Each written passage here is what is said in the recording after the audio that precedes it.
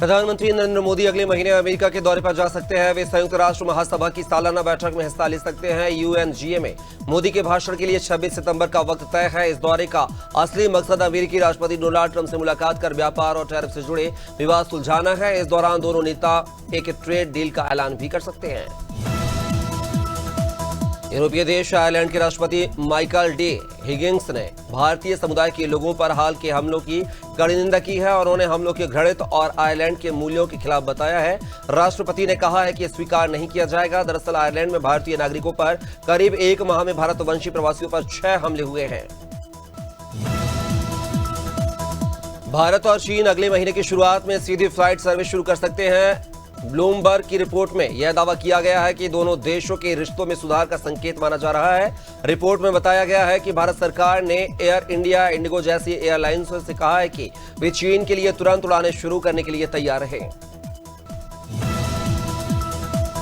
चीन ने मंगलवार को चेक रिपब्लिक के राष्ट्रपति पेट्रू पावेल के साथ सभी संबंध खत्म करने का फैसला किया है। यह फैसला पावेल की हाल ही में तिब्बती आध्यात्मिक गुरु दलाई लामा से मुलाकात के बाद लिया गया है। चीनी विदेश मंत्रालय ने कहा है कि बीजिंग ने चेक रिपब्लिक के खिलाफ इस मुलाकात पर कूटनीतिक विरोध दर्ज किया है। अमेरिका की ओर से बलूचिस्तान लिबरेशन आर्मी को आतंकवादी संगठन घोषित किए जाने के बाद पाकिस्तान सेना पर एक बड़ा हमला हुआ है, जिसमें 9 पाकिस्तानी सैनिक मारे गए हैं। यह हमला पाकिस्तानी सेना प्रमुख की अमेरिका यात्रा के दौरान हुआ है। बीएलए ने पाकिस्तानी शासन के विरुद्ध अपनी गतिविधियों को तेज कर दी है और बलूचिस्तान की स्वतंत्रता के लिए संघर्ष जारी रखा है। हिंदू धर्म गुरुओं की कई दशकों पुरानी मांग को दरकिनार करते हुए केंद्र सरकार ने संसद में घोषणा की है कि फिलहाल गाय को भारत का राष्ट्रीय पशु घोषित करने की कोई योजना नहीं है। केंद्रीय पशुपालन एवं डेयरी राज्य मंत्री एसपी सिंह बघेल ने मंगलवार को संसद को बताया कि केंद्र सरकार गाय को राष्ट्रीय पशु घोषित करने वाला कोई कानून बनाने की योजना नहीं बना रही है। व्हाट्सएप यूजर्स की सुरक्षा को लेकर लगातार नए फीचर्स जोड़े जा रहे हैं। ऐसी कड़ी में अब व्हाट्सएप ने ग्रुप चैट्स के लिए एक नया scam alert feature roll out किया है, जिससे यूजर्स को अनचाहे और संदिग्ध ग्रुप से बचाया जा सकेगा। पिछले कुछ समय में स्कैमर्स अलग अलग प्लेटफॉर्म से लोगों को टारगेट कर उन्हें व्हाट्सएप पर जोड़कर फंसाने लगे हैं। दिल्ली के सभी आवारा कुत्तों को शेल्टर हाउस में भेजने को लेकर सुप्रीम कोर्ट के हालिया निर्णय के बाद यह मुद्दा इन दिनों चर्चा का विषय बन गया है। इसी बीच लोकसभा में जानवरों के शेल्टर हाउस के बजट को लेकर पूछे गए सवाल ने चौंकाने वाले खुलासे किए हैं। पशु कल्याण बोर्ड ने बताया है कि जानवरों के शेल्टरों को लेकर हर साल लाखों रुपए का बजट मंजूर किया जाता है, लेकिन इसका आधा हिस्सा भी खर्च नहीं किया जाता।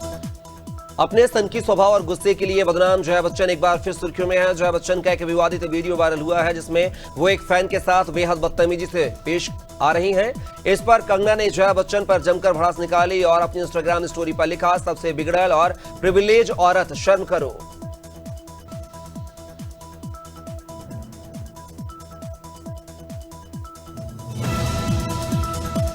राजस्थान के दौसा जिले में मंगलवार को एक दर्दनाक सड़क हादसा हुआ है। खाटू श्याम मंदिर में दर्शन कर लौट रहे श्रद्धालुओं से भरी पिकअप वैन नेशनल हाईवे में बापी के पास खड़े एक ट्रेलर में जा घुसी है।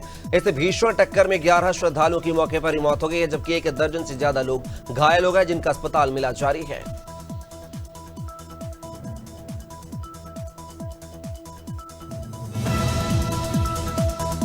गोंडा जिला कांग्रेस कार्यालय में राहुल गांधी के लाइव प्रसारण के दौरान मतदाता सूची में कथित गड़बड़ी पर केंद्र सरकार को घेरा गया है। जिलाध्यक्ष राम प्रताप सिंह के नेतृत्व में कार्यकर्ताओं ने कार्यक्रम में हिस्सा लिया है। कांग्रेस ने आरोप लगाया कि मतदाता नाम काटे जाने से लोकतांत्रिक प्रक्रिया प्रभावित हुई है। हरदोई में भाजपा के जिलाध्यक्ष अजीत सिंह बब्बन के नेतृत्व में भव्य तिरंगा यात्रा निकाली गई है। सैकड़ों कार्यकर्ता हाथों में झंडा लेकर शहर के प्रमुख मार्गों से गुजरे हैं। जिलाध्यक्ष ने बताया है कि जनपद के 40 मंडलों में तिरंगा यात्रा हो रही है और हर घर तिरंगा अभियान में लोगों का जोश चरम पर है।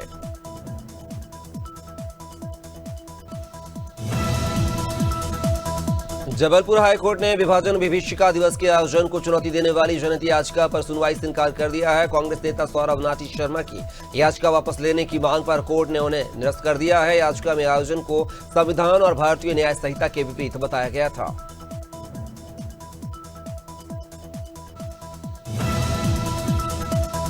झांसी में अपराध का ग्राफ तेजी से बढ़ रहा है। मऊरानीपुर कोतवाली क्षेत्र के मऊ देहात में चोरों ने मकान मालिक और किराएदार के घर से लाखों की नकदी व जेवरात चोरी कर लिए हैं। घटना को 2 दिन बीत जाने के बाद भी पुलिस ने मामला दर्ज नहीं किया है, जिससे लोगों में आक्रोश है।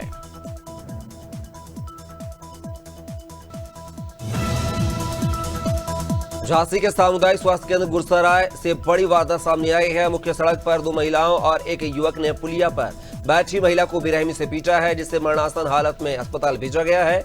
पुलिस ने आरोपियों को गिरफ्तार कर कार्रवाई शुरू कर दी है। घटना का वीडियो सोशल मीडिया पर वायरल हुआ है। कासगंज जिले के पटियाली तहसील में बाढ़ प्रभावित गांवों का दौरा करते हुए पूर्व विधायक नजीबा खान जीनत और सहावा नगर पंचायत चेयरपर्सन नाशी खान ने ग्रामीणों से हालचाल जाना है। उन्होंने प्रशासन से बांध मरम्मत और राहत सामग्री उपलब्ध कराने की मांग की है, जबकि फसलें और कच्चे बांध गंभीर रूप से प्रभावित हुए हैं। उत्तराखंड यूपी सीमा के पास हल्दी देवहा नदी में एक युवती ने आत्महत्या कर ली है। बता दें कि राखी के दिन युवती अपने भाई के साथ घर आई थी। पुलिस और एनडीआरएफ की टीम शव की तलाश कर रही है, लेकिन अभी तक सफलता नहीं मिली है। युवती की शादी 1 साल पहले शाहजहांपुर के युवक से हुई थी। मामले की जांच जारी है। मैनपुरी में किराएदार द्वारा बेशकीमती दुकान पर कब्जा करने की कोशिश के बाद दुकान की मालकिन ने पेट्रोल डालकर आत्महत्या का प्रयास किया है। हंगामे के बाद पुलिस मौके पर पहुंची और स्थिति को गंभीरता से देखते हुए एसडीएम ने भी घटनास्थल का निरीक्षण किया है। साथ ही एडीएम ने भी मौके पर पहुंचकर जायजा लिया है।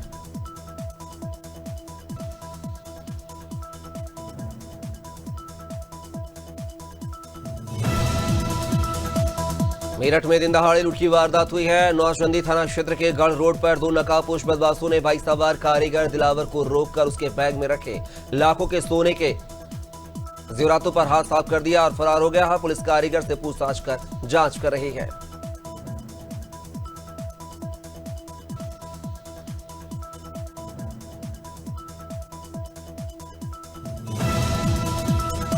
मेघनगर के कारखाने से निकल रहे प्रदूषण का असर खेतों में खड़ी फसल पर दिखाई दिया है। मक्का की फसल जलकर नष्ट हो गई है, जिससे कारखानों में कलेक्टर कार्यालय में ज्ञापन सौंपकर मुआवजे और कारखाने को बंद करने की मांग की गई है।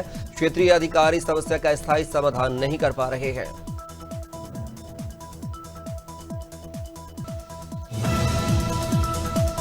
जबलपुर कैंट विधायक अशोक रोहाणी ने जीतू पटवारी के वोट चोरी वाले बयान पर करारा जवाब दिया है। रोहाणी ने कहा है कि कांग्रेस की हालत इतनी खराब है कि अब उनके पास मुद्दे ही नहीं बचे हैं। ईवीएम पर सवाल उठाने के बाद अब भाजपा पर फर्जी वोटिंग के आरोप लगाने लगे हैं। उन्होंने चुनौती दी है कि कैंट या किसी भी विधानसभा में एक भी फर्जी वोटिंग का मामला साबित करके दिखाएं।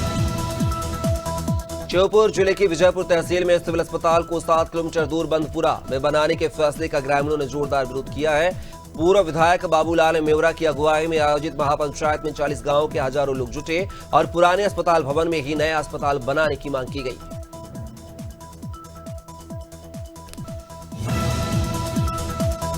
मध्य प्रदेश में पहली बार भव्य रूप से कृष्ण पर्व मनाया जाएगा। 14 से 16 अगस्त तक ऐतिहासिक कार्यक्रमों का आयोजन होगा। मुख्यमंत्री डॉक्टर मोहन यादव गीता भवनों की स्थापना के लिए भूमि पूजन करेंगे। साथ ही बलदाऊ जयंती पर किसानों को बड़ी सौगात भी देंगे। मुख्यमंत्री के साथ जिलों में मंत्री जनप्रतिनिधि कार्यक्रमों में शामिल होंगे।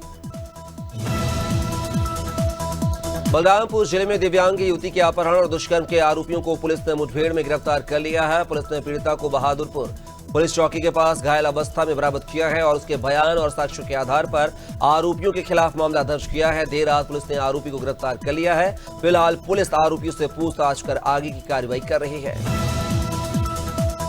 मध्य प्रदेश में आजादी के अमृत महोत्सव और स्वच्छता के संदेश को जन जन तक पहुंचाने के लिए आजादी महोत्सव और स्वच्छता का अभियान कार्यक्रम आयोजित किया जा रहा है। मुख्यमंत्री डॉक्टर मोहन यादव के नेतृत्व में राजवाड़ा से गांधी हॉल तक भव्य तिरंगा यात्रा निकाली जाएगी, जिसमें भाजपा के जनप्रतिनिधि कार्यकर्ता और बड़ी संख्या में नागरिक शामिल होंगे। अलीगढ़ में पुलिस ने लूट की घटनाओं को अंजाम देने वाले 3 शातिर लुटेरों को मुठभेड़ के बाद गिरफ्तार किया है। अकराबाद थाना क्षेत्र और स्वात टीम ने कार्रवाई करते हुए आरोपियों से लूट के 39,000 रुपए, मोबाइल फोन, अवैध तमंचे और कार बरामद की है। वहीं 5 आरोपी अंधेरे का फायदा उठाकर फरार हो गए हैं।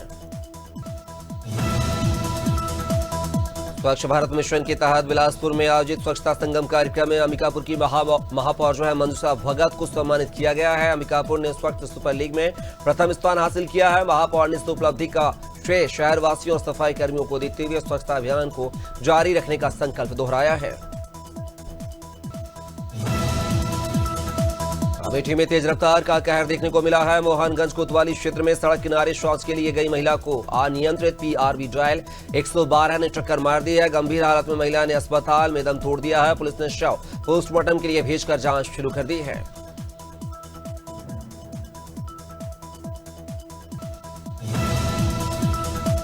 हर घर तिरंगा अभियान के तहत अमरोहा के थाना सैद नगली में भव्य तिरंगा यात्रा निकाली गई है। थाना अध्यक्ष विकास कुमार के नेतृत्व में और सीओ हसनपुर दीप कुमार की मौजूदगी में यात्रा निकली है। मुख्य मार्गों से गुजरती हुई इस यात्रा में उजारी और सैद नगली के लोगों ने उत्साह से भाग लिया है।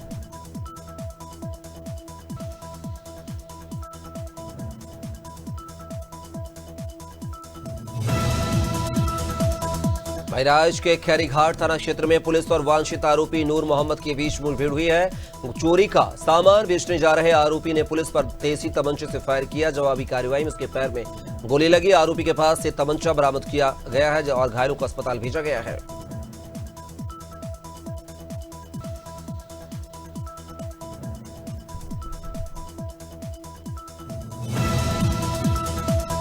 शेयर बाजार में आज यानी कि 13 अगस्त को तेजी देखने को मिल रही है। सेंसेक्स करीब 200 अंक की तेजी के साथ 80,400 के स्तर पर कारोबार कर रहा है। वहीं निफ्टी में भी 50 अंक से ज्यादा की बढ़त है। ये 24,550 के स्तर पर कारोबार कर रहा है। सेंसेक्स के 30 शेयरों में से 21 में तेजी और 9 में गिरावट देखने को मिल रही है।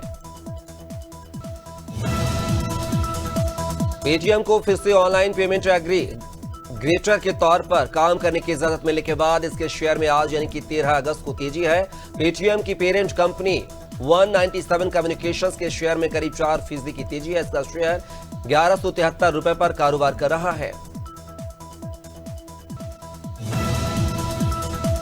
अगर आपको हर सफर में टोल प्लाजा की लंबी कतारें परेशान करती हैं तो 15 अगस्त से आपकी टेंशन खत्म होने वाली है।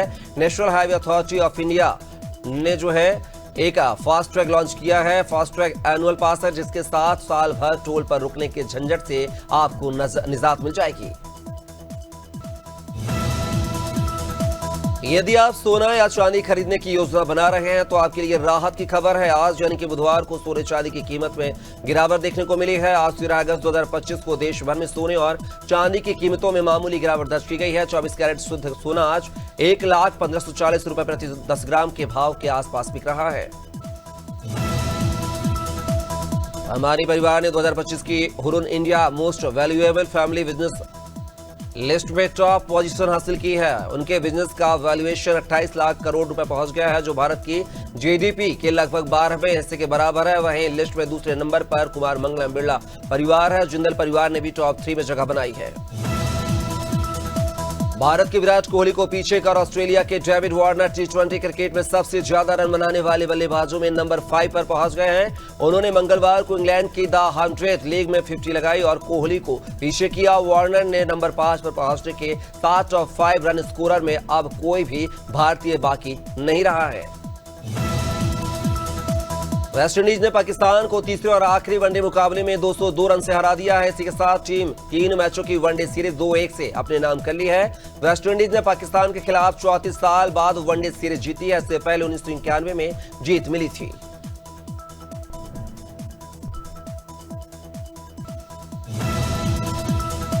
भारत के पूर्व cricketer Suresh Raina waiting app case मामले में फंसते नजर आ रहे हैं। ईडी ने वेटिंग ऐप केस में सुरेश रैना को समन भेजकर आज 13 अगस्त को पूछताछ के लिए दफ्तर बुलाया है। यह पूरा मामला अवैध सट्टेबाजी प्लेटफॉर्म 1xBet का है। वेटिंग ऐप 1xBet ने सुरेश रैना को पिछले साल दिसंबर में अपना गेमिंग एम्बेसडर बनाया था।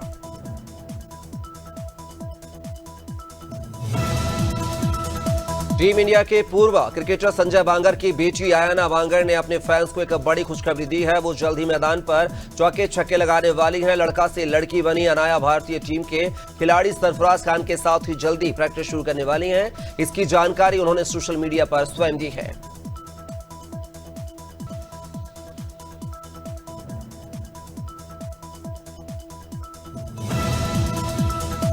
पहले टी20 आई मैच में 17 रन से हार झेलने के बाद साउथ अफ्रीका ने दूसरी टी21 आई मैच में शानदार वापसी की है।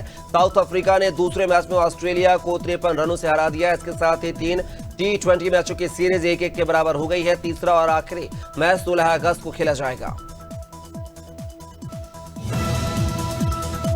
अक्षय कुमार और अरशद वारसी एक साथ जॉली LLB 3 में नजर आने वाले हैं। दोनों के इस फिल्म का टीजर रिलीज किया जा चुका है। फिल्म के टीजर ने रिलीज के साथ ही रिकॉर्ड तोड़ डाले हैं। जॉली LLB 3 का टीजर सबसे कम वक्त में सोशल मीडिया प्लेटफॉर्म पर 23 मिलियन व्यूज पार करने वाला पहला टीजर बन गया है।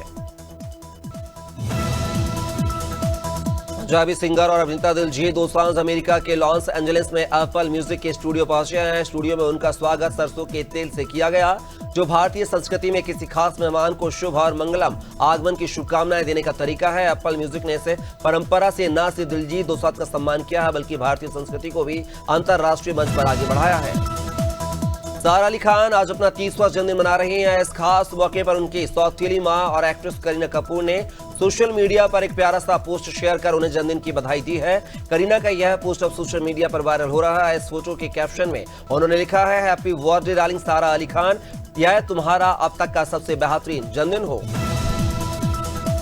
सिद्धार्थ मल्होत्रा और जानवी कपूर स्टारर फिल्म परम सुंदरी का ट्रेलर रिलीज हो गया है। दिनेश विज्ञान के प्रोडक्शन हाउस मैडाक फिल्म्स तले बने इस फिल्म का इंतजार फैंस को बेसब्री से था। अभी तक पिक्चर के 2 गाने परदेसिया और भीगी साड़ी रिलीज हो चुके हैं। दोनों में ही सिद्धार्थ और जानवी की केमिस्ट्री की खूब सराहना की जा रही है। अब फिल्म का ट्रेलर भी आ गया है। बस जन्मदिन का इंतजार है और फिर इंडिया का सबसे बड़ा और hit reality show big boss 19 TV पर दस्तक देने वाला है। 24 अगस्त को शो का ग्रैंड प्रीमियर है। कई बड़े सितारों के नाम शो में शामिल होने को लेकर चर्चा में बने हुए हैं। अब ऐसी चर्चा है कि कपिल शर्मा शो में दादी का किरदार निभाने वाली अली असगर बिग बॉस 19 का हिस्सा हो सकते हैं। मध्य प्रदेश में एक बार फिर बारिश का दौर शुरू हो गया है, जिसके बाद से ऐसा लग रहा है कि मानो दोबारा मानसून की एंट्री हो गई है। हालांकि इसके बाद भी कई जगह उमस का माहौल है। इस बीच मौसम विभाग ने 19 जिलों में भारी बारिश का अलर्ट जारी किया है। मौसम विज्ञान ने ग्वालियर समेत 19 जिलों में भारी बारिश की चेतावनी दी है। इसके अलावा प्रदेश के अधिकांश जिलों में गरज चमक के साथ बौछारें भी पड़ सकती हैं। छत्तीसगढ़ में बीते कुछ दिनों से कम बारिश होने से तापमान में बढ़ोतरी हुई है। लोगों को उमस भरी गर्मी परेशान कर रही है। इस बीच मौसम विज्ञान ने बंगाल की खाड़ी में बनने वाले निम्न दबाव के प्रभाव से अगले 3 दिन प्रदेश में बरसात होने की संभावना जताई है। इसका सबसे ज्यादा असर दक्षिणी हिस्से में दिख सकता है।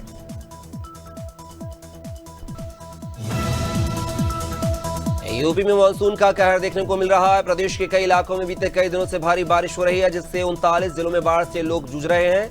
मौसम विज्ञान ने प्रदेश के कई इलाकों में आज 13 अगस्त से लेकर 15 अगस्त तक भारी बारिश का रेड अलर्ट जारी किया है। हालांकि कई जिलों में मानसून कमजोर पड़ रहा है, जिसकी वजह से लोगों को उमस और गर्मी का सामना करना पड़ रहा है। मौसम विज्ञान केंद्र ने हरिद्वार, नैनीताल और उधम सिंह नगर के कुछ क्षेत्रों में भारी से भारी बारिश का रेड अलर्ट जारी किया है। देहरादून, टिहरी, पौड़ी, चंपावत, बागेश्वर जिले के कुछ क्षेत्रों में भारी बारिश का येलो अलर्ट जारी किया गया है। अन्य जिलों में भी तेज बारिश के दौर होने की संभावना है। 17 अगस्त तक प्रदेश भर में तेज बारिश का दौर जारी हो सकता है।